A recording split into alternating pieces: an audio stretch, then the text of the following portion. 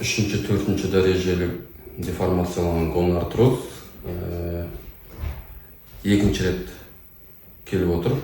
Кортексил PRP аспирация ирригация процедурасына ровно бір жыл бұрын, бір жыл бұрынғы тізесі ровно бір жылдан кейін қайттан бурсит жиналып, қайттан уақытқа бере бастады. Контрольный лечение.